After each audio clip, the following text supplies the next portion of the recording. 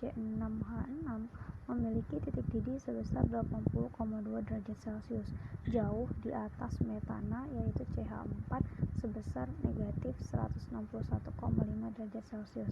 Pertanyaannya, jelaskan mengapa demikian.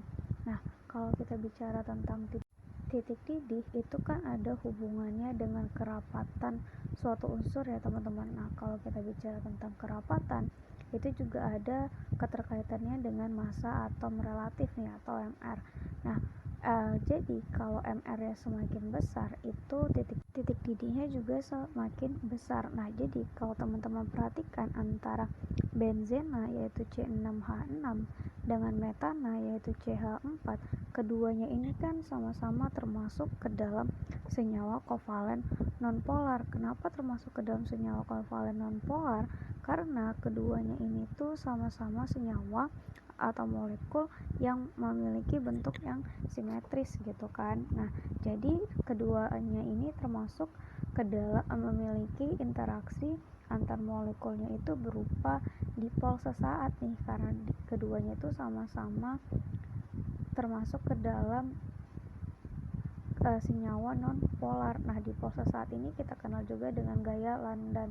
Nah, jadi keduanya itu memiliki interaksi yang sama gitu. Nah, yang membedain di antara keduanya itu adalah apa nih? Yaitu massa atom relatifnya. Massa atom relatif benzen itu ada 78, sementara metana itu ada 16 gitu kan. Nah, jadi kalau dilihat titik didihnya si benzen itu kan lebih besar daripada metana, karena untuk mampu merenggangkan upayanya untuk bisa melelehkan atau untuk memisahkan partikelnya itu pasti dibutuhkan suhu atau titik didih yang lebih tinggi gitu kan, karena komponen yang ada di dalamnya itu jauh lebih banyak dibandingkan si metana gitu. Nah, jadi makanya apalagi benzena itu kan punya cincin ya, punya ikatan cincin yang rangkap yang siklik gitu. Nah, jadi tentu titik didihnya pasti lebih tinggi dibandingkan metana yang sebenarnya